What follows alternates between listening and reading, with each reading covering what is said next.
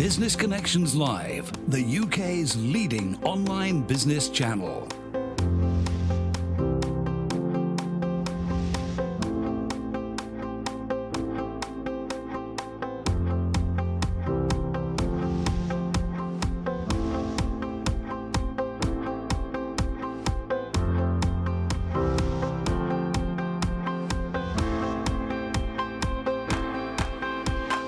This is Business Connections Live with Steve Hyland.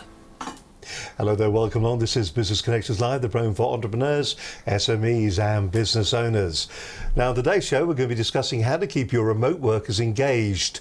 It's going to be a fascinating show. It's a big problem that a lot of businesses have, particularly if they have a large, maybe a remote workforce. How do you keep in contact with them? How do you keep telling them things that they need to know about the business that they're operating in?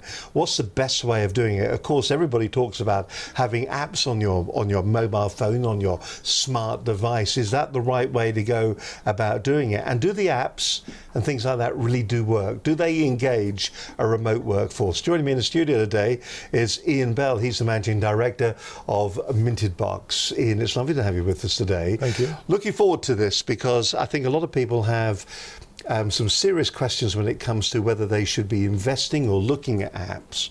And then maybe the question they sometimes forget to ask themselves is, do I need an app at all? And that's what you do. But before we get into it, just tell us a little bit about Minted Box. Who are you? So Minted Box, we're a kind of team of developers, and we build bespoke products for customers. So they come to us with a particular problem, whether it's joining two bits of software together or a complete remake of a hotel booking engine or a pension management system, or just a booking engine for your Pilates class, when we build that sort of technology for them. And apps more and more now are the things that we build a lot of, because people want to engage their workforce and give them to the staff so they can communicate with them. Do you think people come along to you and because having an app for your business is a kind of a sexy solution, isn't it? You know, I've got the app, somebody's downloaded it, so it shows a commitment front end. They have the app there. Does it really work, having that kind of technology on a smart device these days? I mean, we're off a generation, you and I, but does it work for most consumers?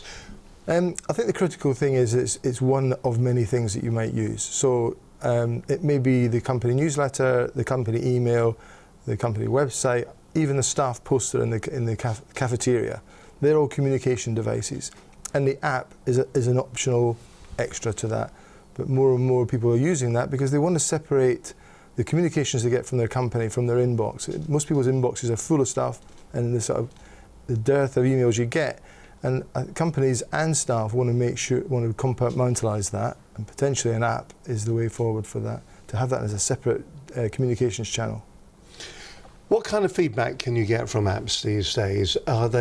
Is it quite trackable? The analytics that people will get back, are they useful? Do people use the analytics when they get them back? Yeah, so crucially, for employee engagement apps, being able to see if someone's read something or not is important, because if it's an important piece of information, you can see it at a glance how many people have read it, who hasn't read it, who has, what pages they've read. If it was, for example, sort of to help with first aid, or help with health and safety, or help with some sort of compliance, you'd have the normal channels, but to see it on the app, you'd be able to see whether people used it or not. Emergency response, so if you need to get in touch with your staff quickly and broadcast, there's a problem in the building, there's a problem in a foreign country, or there's the trains are not running, something like that, you can then see at a glance whether everybody's received that. And that could be 40 people, and it could be 4,000 people. So the app doesn't differentiate between the quantity and the messages out there. So the internal communications teams that we work with, probably the biggest thing they like is to be able to see that someone's seen something.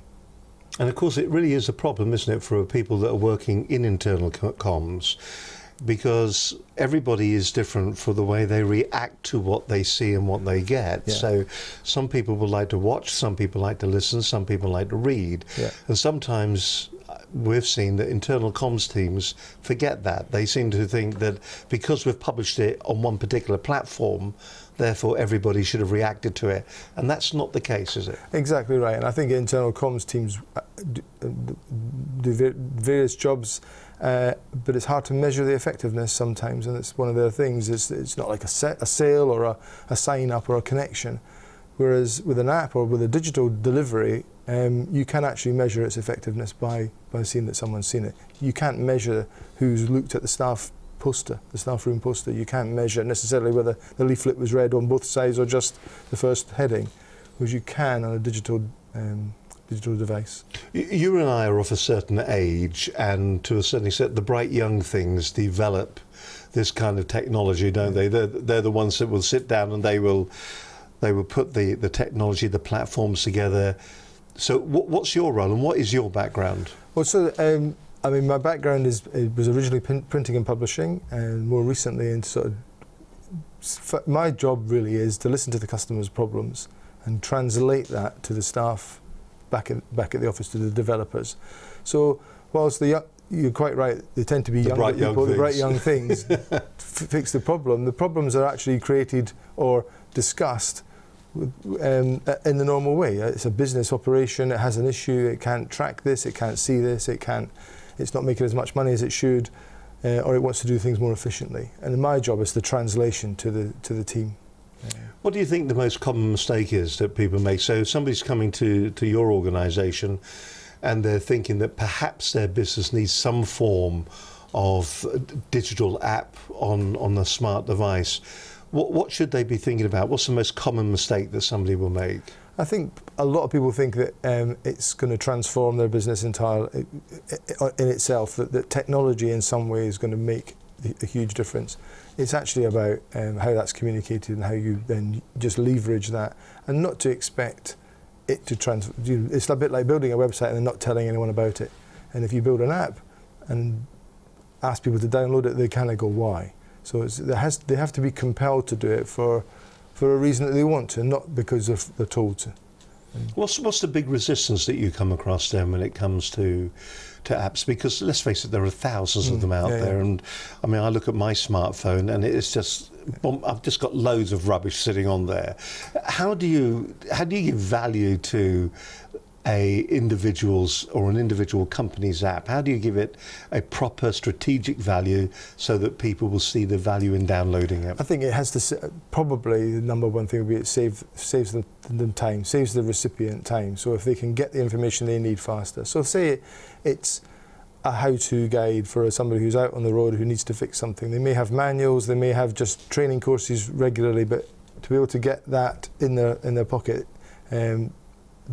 access that data quickly. It could be what to do in the event of, say it's safeguarding within a school. So you go on a safeguarding course and you might do that every year, you might do it every 3 years, and you're expected to remember it, but to be able to just quickly glance at the safeguarding page, who do I contact, what do I do in the event of, how do I react to this, is quite powerful. And probably the next biggest area is induction. So you've joined a company, you've joined an organisation, you've been on courses, you've watched DVDs, you've seen folders full of stuff, and then cherry-picked items of it, or in its entirety, is also on your smartphone. So when you joined a company, you accept that culture from the start. Do people still do it from the apps as well? Do they cherry pick from that the information they want and interpret it in different ways? Do the analytics allow you to actually see what somebody has done? Yeah, so different information can be sent to different groups of people, so you can segment your groups to senior staff, sales team, whatever the staff denominations are. And then you may, as an employee or a member of a team, it doesn't always have to be employee, can say, well, this doesn't involve me. I'm not part of this group, but I'm part of this information here. And then the other key thing is it's two-way. So unlike the staff room poster or the leaflet, if you see a problem in a business, you can communicate that back to your team via the app. So you can ask questions. So you can do mini surveys. You can, every Wednesday morning, you can ask all your staff, how are you feeling today? Or we've just changed the menu in the cafeteria, what do you think? Or much more serious things. So a lot of people are going to be asking the question, okay, we can see the app and it's very clever. A lot of people have taken their websites and put their websites effectively into an app kind of Yeah, a wrapper, presentation, a wrapper, and they put that up. So what is the difference then fundamentally between, should we say, an app on your smart device and an interactive website? The data is faster and delivered in a better way, and you've got two-way communication. So you can take pictures and send information back. So for example, if you're the remote workforce could be just a number of people across a site. So say you took a large hotel with 300 staff working 24 hours, and somebody walks through the building and constantly sees that a door is sort of hanging off the hinges, or that the tiles are cracked in the gents' toilet. They can take a picture of that, write a piece of text and fire that off to the right departments automatically. So there's kind of problem notification. And it can be a success notification. You could have a marquee that's just been set up for a wedding, and so you take pictures of it and send it off, and it goes automatically to the CEO, to the sales department, to the marketing department. So the key difference between our website and the app in that respect is the two-way communication. So, and that speed of contact that you've got as well. Listen, we're going to come back. We're going to work our way through a number of things. We're going to give you an opportunity as well, hopefully, to maybe analyse your own particular place of work and see if you need an app for your business. It does seem to be the norm these days. There are a lot of apps that are out there that are truly no more than just somebody's website that have been wrapped up. But there is more to the technology. There is more available out there, and it can make it a lot more interactive as far as your business is concerned. And I think the most important thing is it's all about engaging your workforce, your remote workforce. If you have 3,000 or 4,000 people that are working out there and you're trying to keep in contact with them, is the app the right way to go? Just think about it. If you're sending out printed material, is it going to be right or is it going to be wrong? If they've got to go to a website, will they or won't they? And how will you know if they have? So all to come on this edition of Business Connections Live. And my guest on today's show is Iain Bell, Managing Director of Minted Box. Okay, before we come back to Iain and find out more, we're going to be going through a whole process of different things. So kind of a tick sheet for you, really, where we're going to be looking at how it improves productivity, retention, sales, recruitment, and also how your business will operate better with an app like that. But before that, let's look back at last week's programme. It was a cracking show. Last week's show, we talked to Philip Cox-Hind, business consultant, author, and mindfulness expert. He was talking about mindfulness and also the art of change by choice. It was a really good show. He was a fascinating bloke. If you missed the show last week, he was down to the last three to be one of the new James Bonds. He started his career as an actor and then ended up going into the world of business and into mindfulness. Really interesting gentleman. If you missed last week's programme, if you haven't caught up with it on iTunes yet or maybe downloaded it, here's a bit of a tease of what happened on last week's edition of Business Connections Live.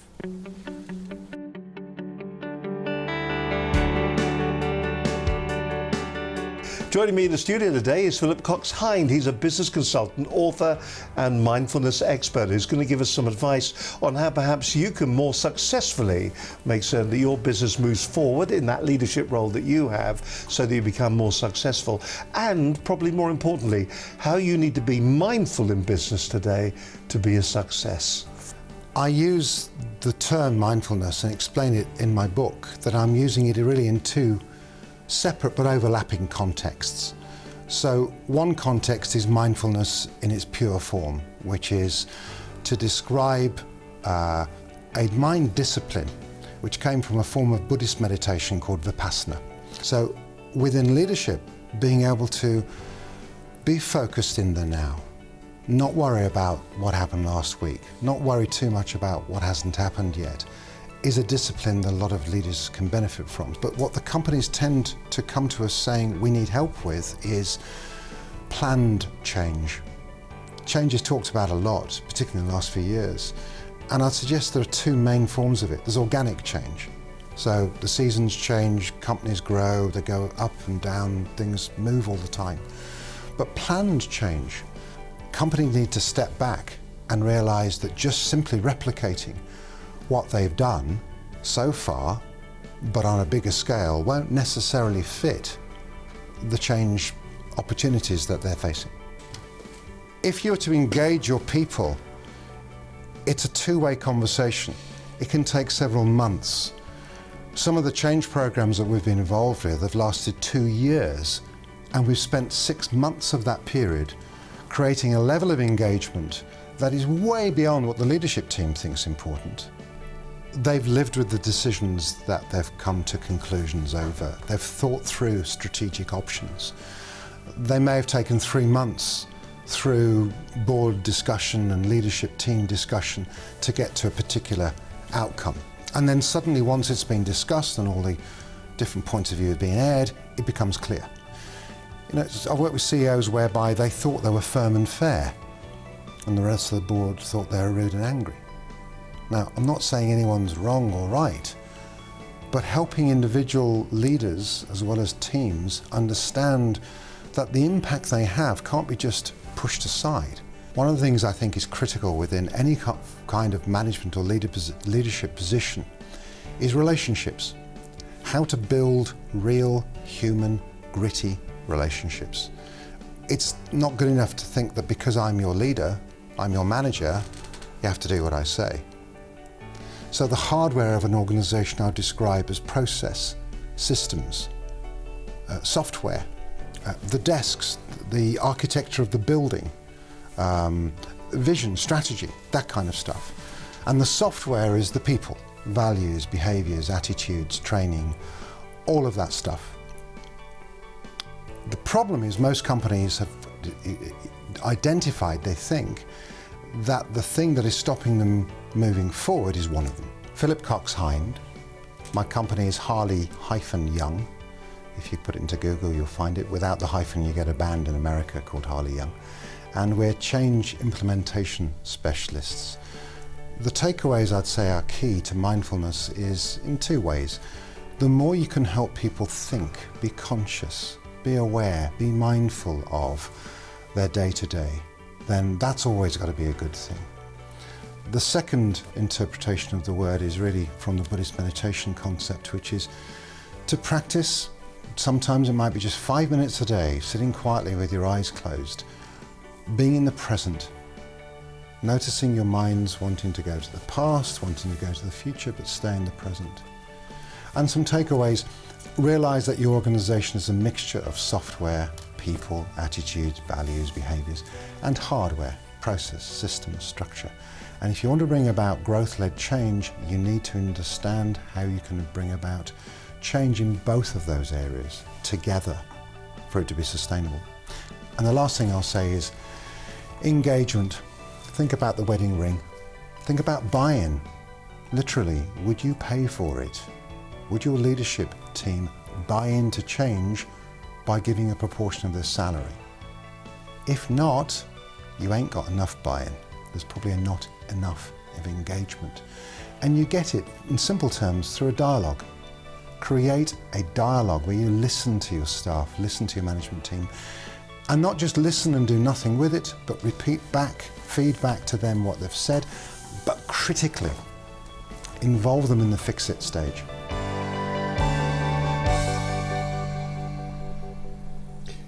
Philip Cox-Hind there, business consultant, author and mindfulness expert. A fantastic show. If you have missed a program, don't forget you can always watch that along with the other 200 hours of great business advice that's available at our website at Business Connections Live. And if you're thinking to yourself, you know what, all these shows look fantastic, I didn't realise there was this resource available there. Well, of course, you can just go online. And if you'd like a show like this one for your organisation, maybe you have a comms problem. Imagine this, imagine having an app that was delivering content just like this, along with the written content, audio content, and as I said, video content as well, that's going straight out to your remote workforce.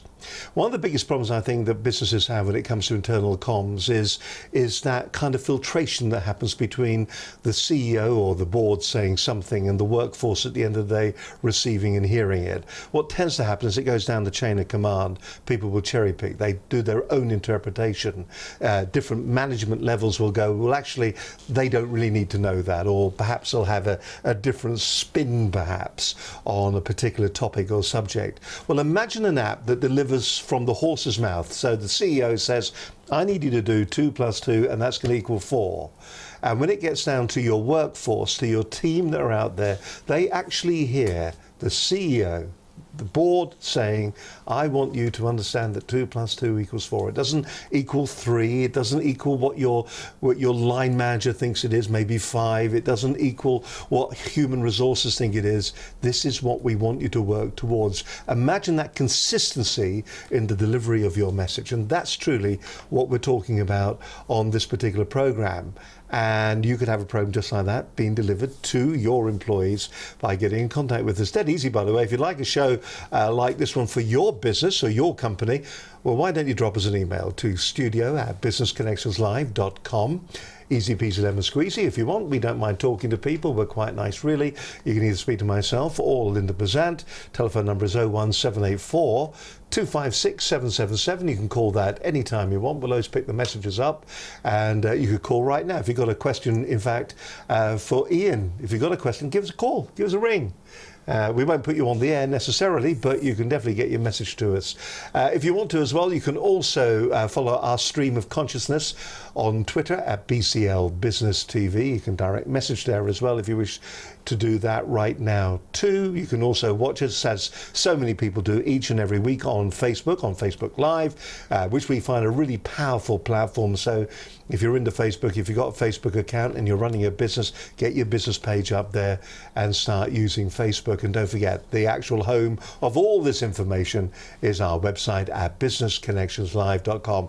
I know there's a lot of information there, but if you go to businessconnectionslive.com, all the different links, all the different addresses are all there for you, so you can actually go to the most appropriate page or site. And we're talking to Iain anyway. I think we've kind of got an app in kind of, it's kind of there, isn't it? Yeah, right. So we'll tell you, and it's a great example of what could be done for your organisation and for your business.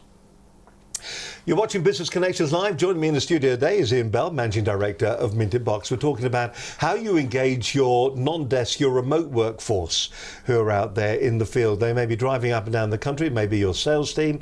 It could be that you are a global organisation and your head offices are in one country, but you still want to talk and engage your workforce in other countries or other parts of the country that you're currently in. That's what you can do with this. Why have an app, shall we say, over a smart website? Here's a question. When was the last time you went to your business's website? Interesting question, isn't it? We have people come in here on training courses and we talk to them about how to handle the media. And when they're sitting here, we say to them, when was the last time they went to their business website? And the answer, quite surprisingly, is very seldom. What should we do, Iain, when it comes to deciding what is going to be right for our business? What process do you recommend to your customers, your clients, when they come in? What should they be doing? For communications. Yeah. So they need to. I think they need to do an audit of their what they currently do and how effective that is, and that's not always that easy to measure. Potentially ask the staff how they'd like to communicate. The ones that are non-desk, as you say, and non-desk, remote, as we talked on earlier, often gives the impression of someone in a car driving up the motorway, but remote could just simply be people in a hospital, people in a school, people in a hotel, where you're not necessarily near a laptop or a desktop. It's not part of your function, but you still want to feel engaged. So asking those staff, it's really relatively easy, in fact very easy to fire up an instance of one of these kind of apps to try. So you could try it amongst a select few, and if it works, then great. I mean, there's a myriad of apps out there at the moment. So, I mean, here you're producing custom apps for organisations, but we've got things like Yammer, we've got Slack that's out there. A lot of companies are using Slack. If you read some of the forums from the internal comms community, a lot of people are using Slack out there and they're trying to get the best out of it. Yeah. What's the advantage of having a personalised app for your organisation over using something off the shelf? For instance, WhatsApp. Encrypted from end to end, isn't it? And there are examples of people using WhatsApp in their professional business life. That's right, yeah. But it's not. It's arguably not. It's a non-managed environment. So it's a group of people who've chosen to communicate with each other via WhatsApp, for example. That's absolutely fine. But there's no record of that. You've no idea whether people are doing it or not, unless you're part of that. So that sort of, to some extent, is outside of the corporate world. management or the. But we've seen internal examples of comms. people using it, haven't we? Yeah, absolutely. Just to bypass now, what we would say is what they've done is used WhatsApp to communicate well within with each other to overcome a problem, and we would say we'd do that within a corporate structure. So do exactly that technology, exactly that communication piece, but in a company app. So is the key to all of this the fact that you have the analytics? Yeah, I think the key is the analytics, and the company's in some control over what's being said and can see what's being said, because these things can get out of hand. When it comes to the kind of communications, is it a case that we could have all the technology in the world, but if our comms are bad anyway, if we're not... I used to work for a number of radio stations, and, you know, there we are, professional communicators, Yeah. and they are probably the worst internal communicators in the world. There's no two ways about it. So is that an issue that organisations have, that they're actually, that they could have all the technology but they're just bad at communicating anyway? It could well be, but and in fairness, that, you know, at the end of the day, the content's king, isn't it? So if how you deliver it, whether it's a leaflet or an app or a poster in the staff room, if it's not engaging and people don't think it is right for them or isn't important to them, then they won't read it. So engaging content's a key thing.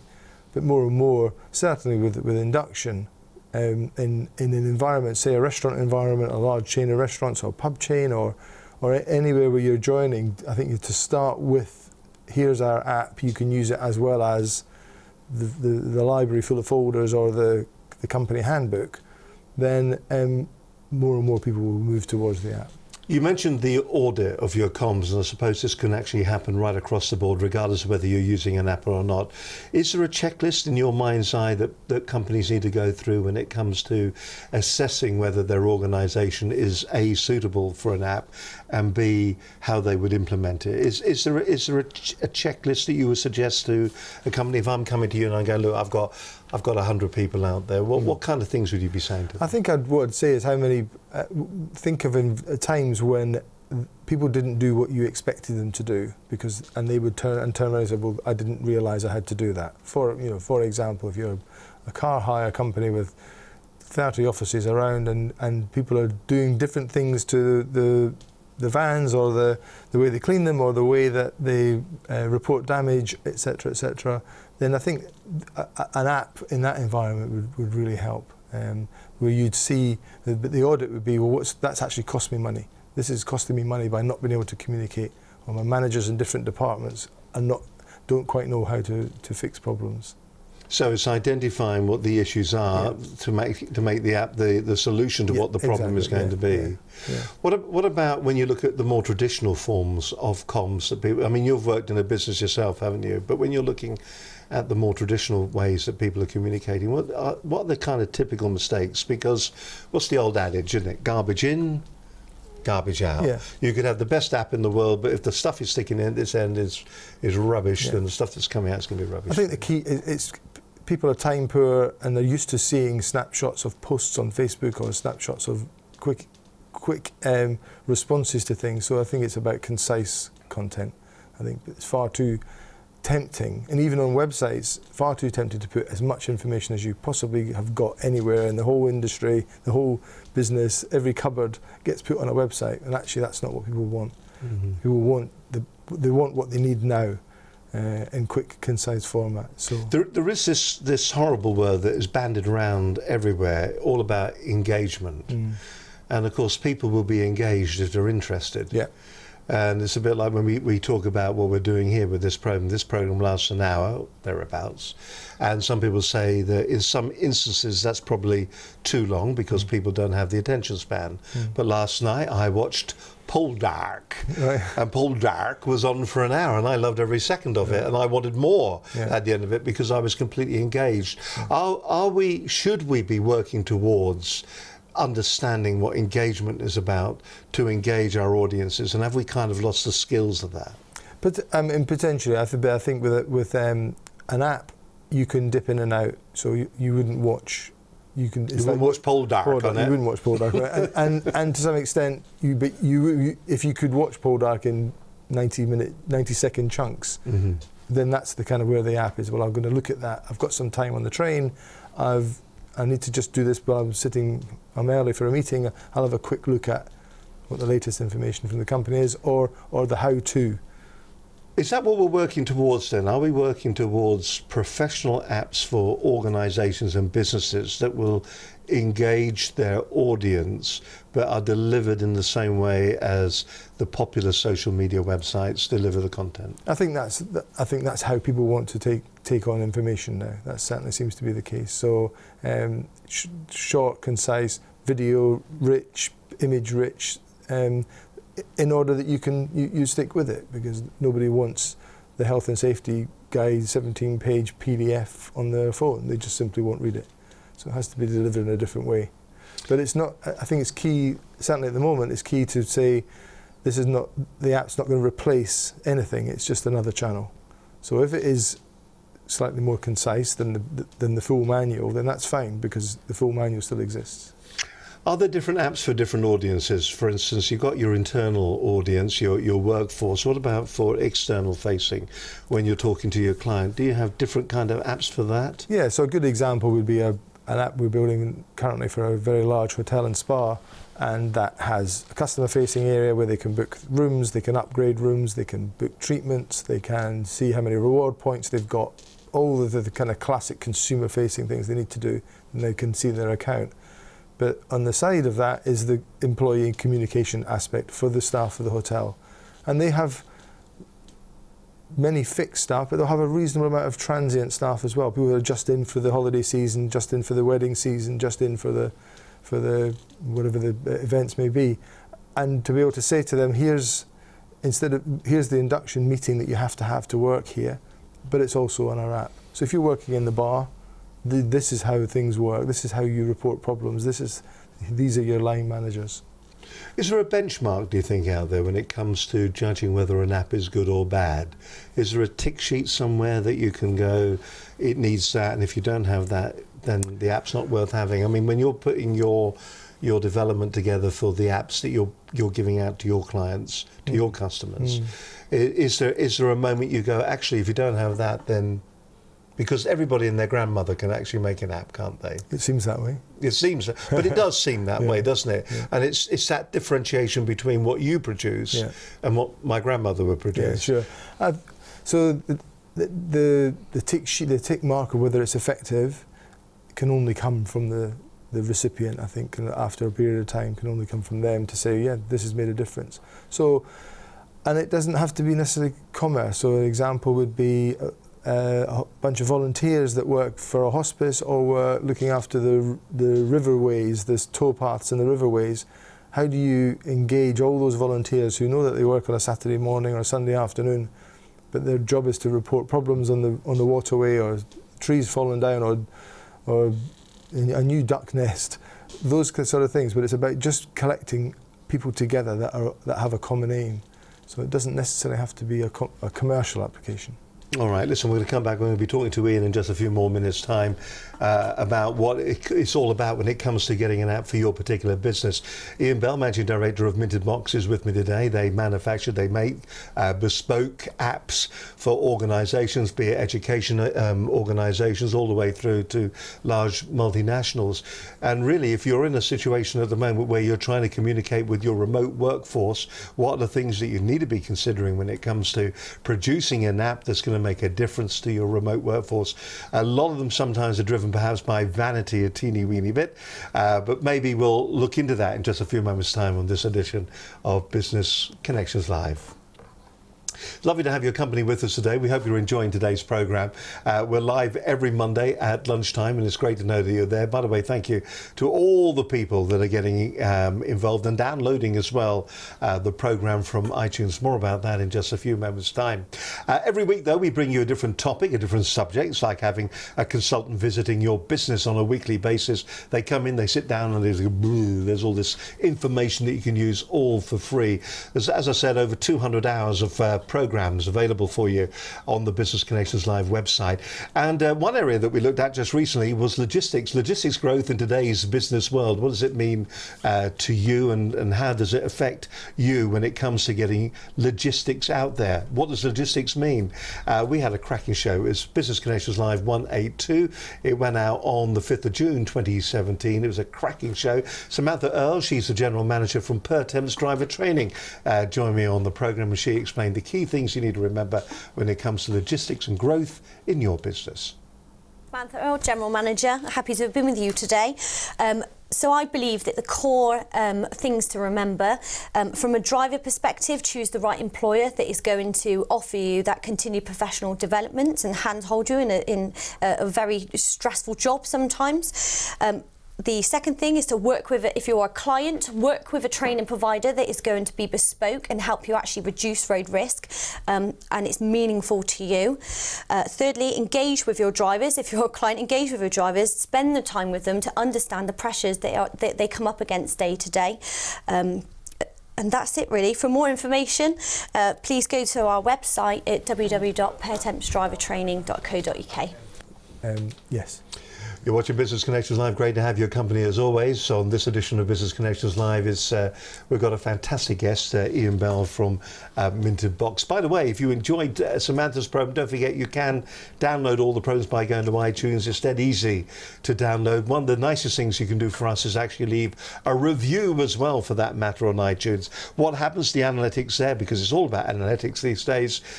Somebody watches the video and then there's a recommendation at the end. That's where you come in. You can help us get a fantastic recommendation simply by going along to the iTunes website. You'll find iTunes if you've got it installed in your system.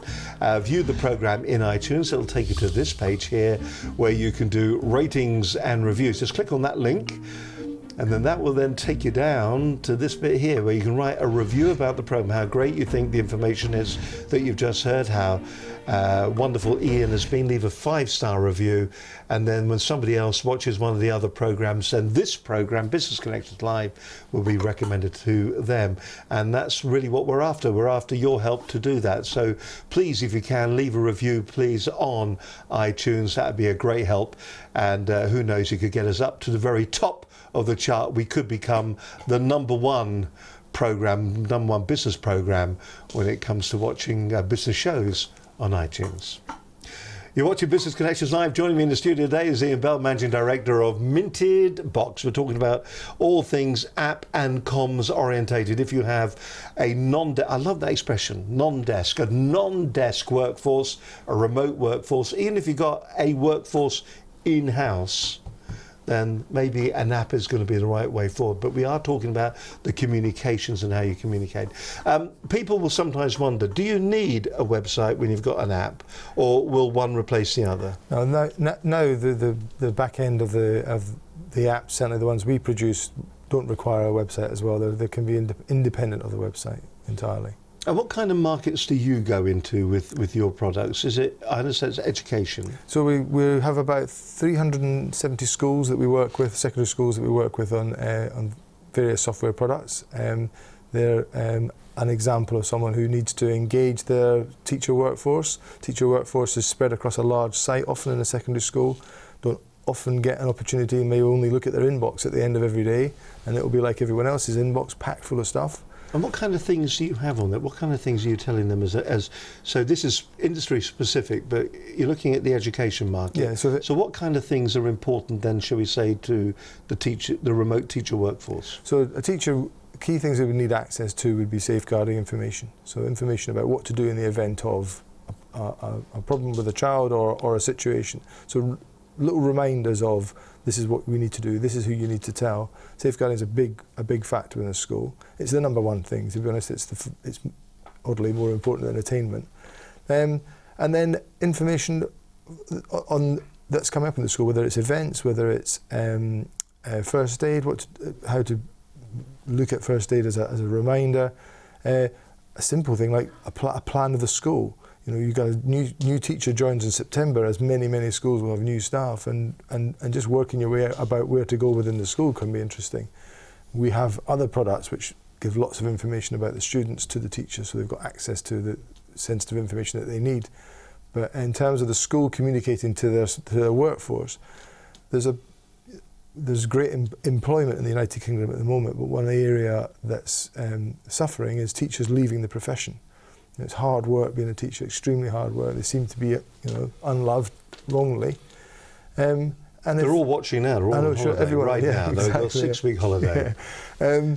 But if you imagine if from the staff, the senior leadership team within a school, if they can help that teacher stay at that school, that's a huge recruitment cost that they've avoided. And great, very, very good teachers are leaving the profession. So part of making them feel loved, giving them, putting an arm around them and saying, hey, we're a good school, we're trying hard. Some form of electronic communication, whether it's an app or other, would be helpful.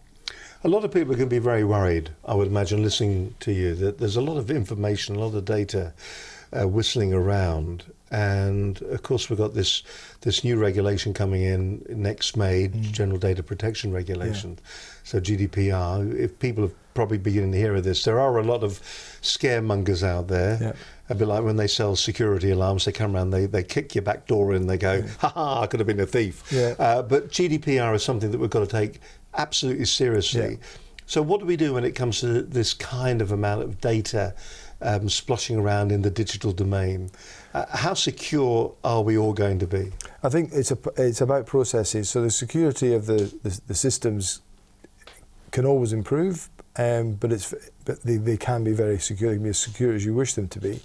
But it's about a process. So the key thing with GDPR is the right to be removed from a system and the right to not receive information, or that you opt in. And it's an important factor, and we're certainly taking that very seriously with the type of data that we have. Let's go back to the fundamentals of what we're talking about when it comes to talking to our staff. Do you think, from what you've seen, are organisations and businesses, are they telling their staff enough? Are they communicating enough? Or do we have all the technology, all the gear and no idea? Do we have everything there that we can communicate with them with, but we just don't communicate the right content or enough? Yeah, I think it's about, there comes a point, I think many businesses get to a point where they're not big enough to have an internal comms team, and the internal communications falls to their marketing person or department or even HR, and the information is sent when someone can remember to do it. So I think where we certainly offer is a really fast and easily deployable app solution that super simple to use, that the marketing department or a smaller business can, even the business owner can say, well, actually, I'm going to use this. This is a great way. It's so easy to use. I can communicate that. The larger organisations that already have an internal comms team, we become another delivery method, a simpler delivery method. But our probably target market is the kind of company that doesn't have, it may be a 300 employee or 1,000 employee company, but wouldn't necessarily have a full-time internal comms person. And that's where we would score. What about analytics that say how many people actually will have smartphones? Because obviously we are relying on the fact that people are either walking around with their iPhone or an Android phone in their pocket. And there are people out there. In fact, I would say the demographics, the older they get, the less chance there is that they've got the smartest of all smartphones. So it's critical that you can't exclude anyone in the internal comms of any sort. So you still have to use your existing methods. Because you're absolutely right, somebody might not have a smartphone and they can't be disadvantaged as a result. So you still need to communicate in the same way. If you don't do any internal comms, then things haven't changed. But if you do, then you still need to do it. From the analytics that you receive and you see, what is there a more effective way of communicating? Does the written word we were talking about the short, sharp message, the very Facebook orientated message, a push notification that comes through, is that more effective than, shall we say, a short audio piece or a short video piece, or is it horses for courses? I think it's horses for courses, actually. Video seems to be, very appealing at the minute. So as you say, the CEO says a video message as opposed to a classic press release or even a small sentence. Video seems to be more compelling. And do the analytics sort of back that up then? For the moment, that's what we see. you could argue that somebody who is in the smartphone world and likes apps and is not app averse is going to be more interested in video as well by extension. So that's the output side of things. So we're pushing content out, and a lot of comms teams are relatively good at producing content and pushing it out. Yeah. We've got analytics to show whether it's been read or not. How important is the content that comes back, and how important is it within the app to allow the user of the app to be able to respond or to communicate back to the source or the mothership, should we say? And that's the next most important thing. So that's the bit that possibly our website wouldn't do very easily, and certainly having an email address or a suggestion box sort of thing is possibly not the way forward either. So within the kind of apps that we produce, you'd be able to ask the recipient a question, specific person or a specific group of people, a number of questions. You could ask them to rate something, to respond, to answer a question. Are surveys a good way to get information then, are they? I think if they're small and bite-sized, I think we all get the survey kind of monkey sort of thing where you go through and it's 6 or 7 pages and it seems to start off with 1 or 2 questions and then before you know it you've answered 45. I think with the app you can ask that question, quite light questions, and build up a picture over a period of time of your employees. So you might only ask them 1 question a week, 1 a day, and maybe questions on certain articles but not others, and that way you can build up a picture of that team of people or that group you've made of their responses to their concerns or their worries, or whether they're happy or sad. But that really is a very important thing, the fact that you are getting the feedback coming back from the field, so that you know what you're doing. Lots of strategies and technology around that can help do things smarter and helping businesses to engage their audience. Where do you think it's going to take us in the future? The technology that we have right now, it's on one level, but what do you think is going to be next, and what do you think the benefits of doing this kind of work is? Is it down to retention? Is it giving ownership to employees? I think the ownership, feeling part of the organisation and being able to contribute their voice is pretty critical. That improves retention. It also improves your business. It improves your sales. It improves your performance and efficiency. So if you can get an engaged workforce, then by virtue of the app, in the office you can create an environment where it's a happy environment, an encouraging environment. You can sit beside someone and chat to them. You need to be able to do that in an electronic way for your non-desk staff. What about cost on all of this? Obviously you're in the field. None of these programs are meant to be blatant sales pitches, because that isn't what we're talking about. We're looking at the benefits of having an app or not having an app within an organisation or a business. But if I'm coming to you, there are, as we said, everybody and the grandmother can actually can develop and build an app, or at least they think they can. Yeah. So just to find the types of apps that are out there for us at the moment, we've got nothing more than, shall we say, a website that's wrapped as an app, haven't we? What other apps have we got, and what kind of technology is available out there? Well, the ones we've come across certainly are Yammer, which is a kind of social platform for employees to engage with each other, so not necessarily from management through the organisation. So that creates a culture, but it may not be the culture that the company wanted. Slack's great for teams. So you're on a project. Is there a way that you can integrate those into, shall we say, existing apps like yours? We could bring in some content from there. Yeah, we could certainly bring in some content, but they're more specific and quite pricey. Can be quite pricey. With technology like ours, you've got the opportunity to create an environment, create an app which you can download and try. So it's all branded for you. So it's something you can get started with pretty much. I think we did one recently. By lunchtime, someone was up and running. So you can actually sort of see it straight away. Yeah. Listen, more from Iain in just a few minutes. I mean, the hour has flown by, hasn't it? If you are thinking at the moment of maybe getting an app for your organisation, maybe you're in internal comms at the moment and you're saying to yourself, what is the right way forward? I think sometimes that we, particularly the comms teams, can live very much in a bunker mentality where they don't look outside of the bunker to look at what's available out there, or they have preconceived ideas and that's the way they go, and they don't sometimes open their mind to some of the other resources that are available for them. Listen, more from Iain Bell in just a few moments' time here on this edition of Business Connections Live.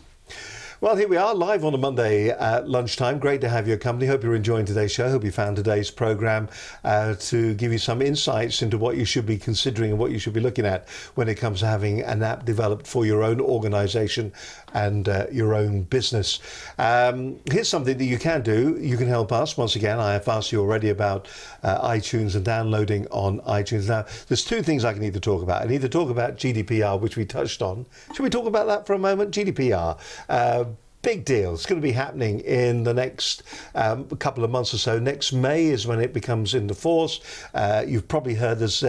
We were talking earlier on about this. There's a bit of a gold rush going on. There are a lot of GDPR consultants who are out there at the moment that are trying to scare organisations and businesses into looking at what they're doing with GDPR. It is like the security man coming around your house, kicking your back door in and saying, I could have been a thief. They're trying to frighten you. But there are some serious consequences that will happen as a result of the general data protection regulations that come in force in May of next year. Now, it's a European directive. It is going to be implemented, and people are sort of saying, well, actually, we're going to be leaving Brexit. Is it still going to have an effect? Well, we're leaving Brexit, yes. We're going to be leaving the EU, yes, we are.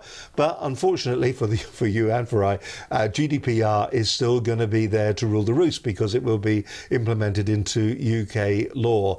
GDPR means that if you've got a database of customers, it means you've got to be a little bit more mindful about what you do with them. People are going to have things like the right to be forgotten, for instance. So if you want to find out more about GDPR, can I give you a suggestion? There's a young lady that works here at Business Connections Live, of course, is Linda Bazant, and she works, somebody just said, works here? She owns here. She is here. She is here. And if you'd like to find out how maybe GDPR will affect your organisation, your business, then why don't you get in touch with Linda? It's that easy to do. You can drop her an email to our normal email address at studio@businessconnectionslive.com or to linda@lindabazant.com. If you want, you can also follow her on Twitter. I think her Twitter handle is either at BCL Business TV. And what's your Twitter handle? At Linda Bazant. Of course it is at Linda Bazant. That's LINDABAZANT. If you want to follow her stream of consciousness when it comes to GDPR. I think what's interesting, talking to Linda about all of this, a lot of it is still in the air. The Information Commissioner's Office, she's in regular contact with them. She's talking with them on a daily basis. And there is, dare I say this, she'll hit me for it afterwards, but there is an air of, as each problem comes about, that they're kind of making it up on the hoof nearly. They're kind of going, oh yeah, we haven't quite thought about that, so maybe the answer is that. And the issues are that could have a real impact on your business and your organisation. So if you want to find out about how GDPR can impact the operation, your business, if you're collecting business cards, if you have databases, if you have customer lists, if you have invoice lists, if you have past customer lists, if you have people sitting on any form of list, if you collect data on people, on third parties in any way for your organisation, you need to be aware of the general data protection regulations. Get in touch with Linda and she'll talk you through it. She's doing a few talks in the next couple of months and we'll put those dates up on our website. They'll also be on her website as well at lindabazant.com. You're watching Business Connections Live. In the studio today, Iain Bell, Managing Director of Minted Box. We haven't yet, but we will right now. Let's have a look at Minted Box's website. Here it is in a nutshell. We let you get on with having great ideas, building sites to help give your reputation reliable and efficient websites. So you do website building, you do bespoke software, and Mint CMSs, control made simple with our intuitive content management system too. So all sorts of different, Oliver James website, a brand new site for, that's not Jamie Oliver, is it? No, That's Oliver James, strangely enough, it's a pie company in Birmingham. a pie company. Yeah, sure, yeah. Very good pies, apparently. They make very good pies. So there's a whole load of great insights into there, what they do, how they work, what's new out there. They specialize. Would it be right in saying that you specialise in the education sector?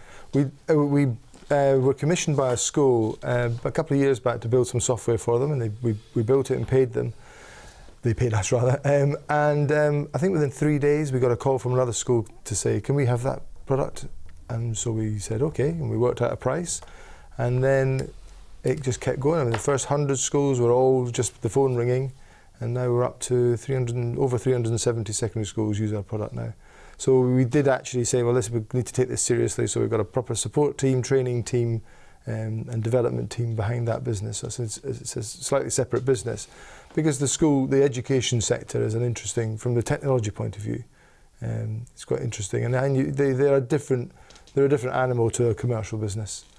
You described yourself to me while we were talking outside that you're a man, you know what can be achieved and what you've got back as a resource with your team of developers. You see it as a cupboard of code, and what you can do is, so if it's been written somewhere, it's probably been written by you guys. You can take those individual pieces, those individual blocks of code, put them together in a specific order, and lo and behold, up will come a particular app once it's been customized and refined to all work together. You've got all the code then. As a roadmap for me as a client coming to you, what do I need to do to prep? What is the roadmap for me to come to you and ask you to develop something for me? Typically, you'd just come with a problem. You'd probably be a business, let's say you're a care home who you need to manage the drug administration. Comes to us all, yeah. So you need to manage the drug administration to all the people in the care home, and the people are giving drugs 8 times a day or once a week or whatever it may be. And you'd say there's got to be a better way than these sheets of paper. There's got to be a better way of managing all these the drug delivery. So you'd come to us and say, this is my problem, and I've got an accountancy package here, and I've got a pharmacy here, and I've got staff rota system here. How do I bring all that together to make a more complete system so that everyone's working on the same platform? And that's the sort of thing. So you ask me that problem, and then Then you go away. I'd go away and think about it and come back with a proposal. Or we'd come back and say, well, how much time do you actually spend? And you say, well, it's only an hour a week. Well, then there's no point in it. So will you turn people away when you feel that an app isn't necessary? Yeah, well, the turn away is a bit blunt, but we'd probably say, well, actually, to be honest, this is not going to be worth it for you. This is cost prohibitive. But if you definitely want it, then great. We'll take your money anyway. Well, I mean, it's a bit like the kind of the Mint Central app, is that whilst we might be targeting in areas, companies with employees of 300 plus, if there's a group of people that have only got 25 people and they think it's worth it, then fine. What about budgets then? So entry level, going in there initially, want a bit of functionality in there because people worry about this, and all sorts of costs are banded around in the media. So where am I kind of starting, and how far can I go? Is the sky the limit? Pretty much. I mean, so the lowest for the employee engagement app we do, we're looking at kind of £1,500 to start, and then a small per user per year cost on top. So it might be 50p per user per year. So the actual entry into it is, and are there a lot of app manufacturers like yourselves who are doing things like that, where you're going in and there is this kind of this off-the-shelf package that is then customised? Is that the way that the app industry is going, do you think? From what we've seen in that particular engagement sector, we've seen a number of people in that sector, but they seem to be what looks like quite a lot of money. Between £8 and £10 a month per user is not unheard of. Well, if you then multiply that by 1,000 users, you're into reasonable money. Who owns the app? Who owns the data?